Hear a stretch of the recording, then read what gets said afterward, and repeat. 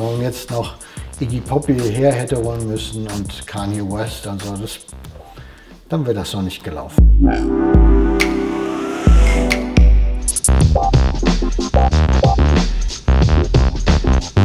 Dann fangen wir einfach mal an, ne? Ja, das sieht blendend aus. Danke. Ich meine, 30 Jahre im Geschäft und so eine Haut. Ja, genau. Das ist wunderbar. Ja, mein Vorteil ist, Gurkenmaske, ne? ich rauche nicht. Das ist mein Geheimnis. Ich rauche einfach nicht, weil ich schon als Kind dachte, was soll denn das Rauchen? Das macht ja nicht mal Hype. Ja, das ist ein Argument dagegen, das stimmt. Du hast ja Anfang der 80er hast du angefangen, Platten zu mixen. Du hast ja bis heute diverse technische Revolutionen miterlebt, da kann man sagen. Vinyl, CD, MP3, auch im Produktionsbereich. Wie bist du damit umgegangen? Hast du das leicht gefunden, dich in die neuen Sachen reinzufinden? Hast du manches vielleicht auch abgelehnt? Ich war immer selber ein relativ mittelalterlicher Mensch. Also ich selber konnte das nie so toll. Aber ich habe mich ja sehr früh mit dem Klaus zusammengetan. Der Klaus war immer up to date. Es war 83, dass ich zum ersten Mal einen Sampler den hatte er sich selber zusammengebaut. Also Westbam als DJ bin nur ich, aber Westbam als Musik sehe ich, ist es auf eine Art sogar ein Duo. Also weil wir machen die Musik ja zusammen und ohne dass der Klaus da seine Expertise reingeben würde, müsste ich mich mit den ganzen Sachen auskennen und dann hätte ich gar keinen Kopf mehr für Musik.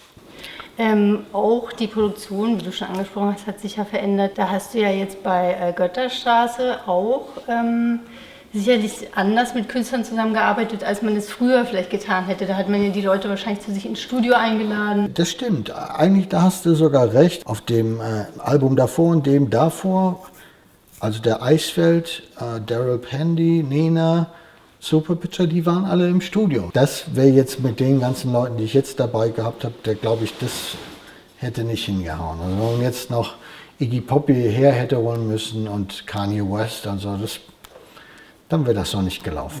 Für mich ist ein Vocal auch natürlich schon, also da bin ich schon wieder aus der DJ-Kultur, das ist für mich schon auch immer so ein Sound-Ding ist. Also wo ich das jetzt nicht so vermisse, dass ich sage, ach Mensch, ich hätte gerne auch mit dem Vokalisten zusammengearbeitet. Also ich finde es ja eigentlich toll, so wie ich früher auch mit dem A Cappella, den du dir von irgendwo runtergezogen hast und das zusammengemixt hast.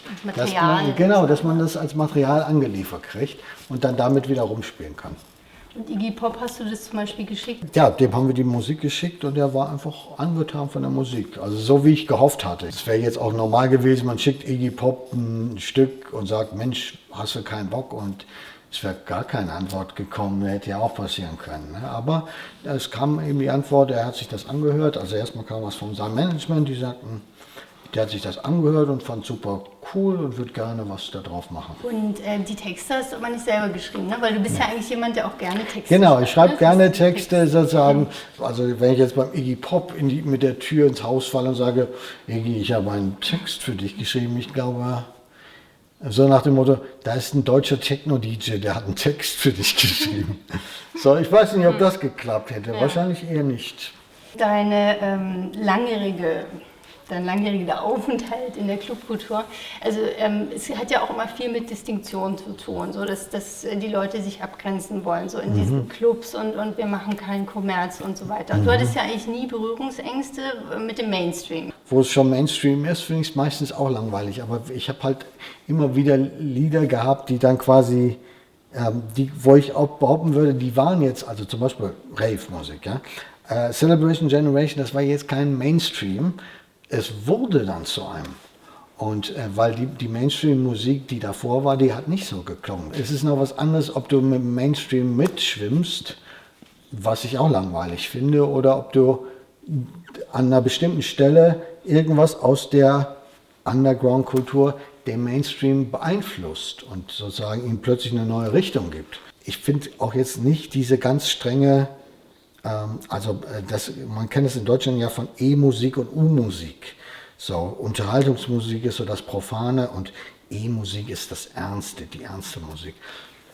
Jetzt ist es so, dass also auch in die größten Underground-Clubs, das sind eben doch auch Partys. Also auch im Planet früher, das waren auch normale Leute und die sind da Samstagabend hingegangen und haben gefeiert. Insofern sehe ich, das ist in gewisser, also für mich ist es auch, wir sind dann noch nicht im Mainstream, aber wir sind auch da in der Populärkultur.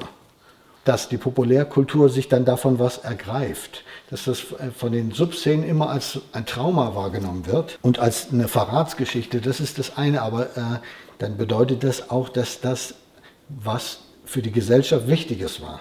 In Amerika ist ja auch gerade so ein totaler Boom von Rave. Das kriege ich so am Rande mit. Für mich ist das allerdings so ein bisschen das Nachspiel zu dem, was wir hier in Europa gesehen haben. Also das Lustige ist, es ist natürlich eine Kultur, die auch unheimlich viele Roots gerade in Amerika hat und dann nach Good Old Europe gekommen ist, hier eine große Popkultur geworden ist.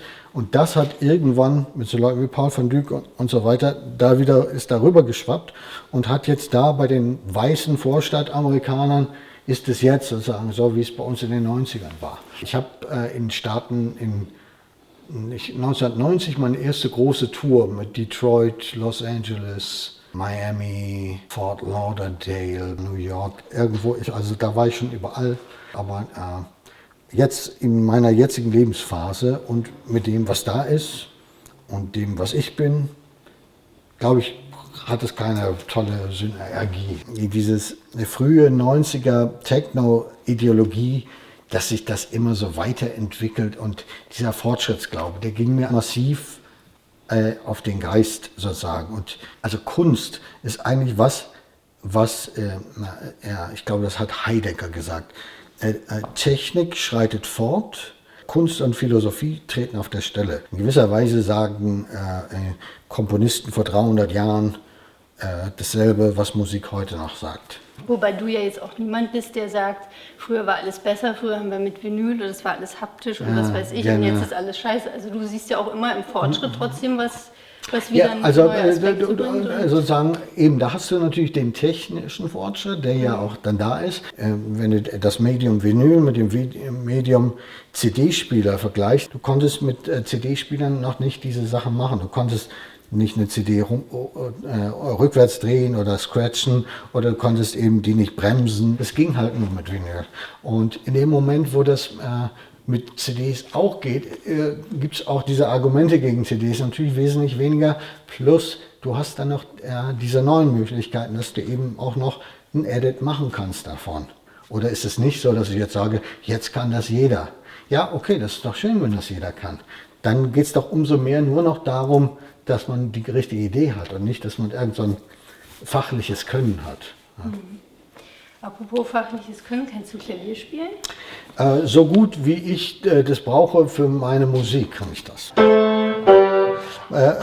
Auch bestimmte Sachen, die ich ausprobiere oder wo ich eine Melodie, das mache ich dann wirklich so bis heute Trial and Error mäßig. Da war ein Schiefer dabei. Das ist aber genau. nicht gelernt, oder? Genau, ich habe das überhaupt nicht gelernt. Notenlesen kannst du auch nicht? Nee, überhaupt nicht. Ich weiß, ich weiß schon C, D, E, F, G, A, H, C, aber welche jetzt hier das C, D, E, F, G, A, H, C ist, weiß ich nicht. C. Ah ja, C, D, E, F, G, A, H, C. Super. Genau. So, Ja. in der Art.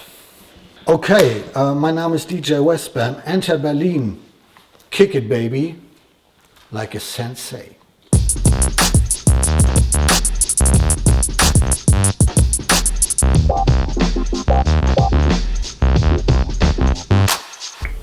Fünf Sachen gleichzeitig. Man blickt überhaupt nicht mehr durch, aber irgendwas kommt dann dabei halt raus.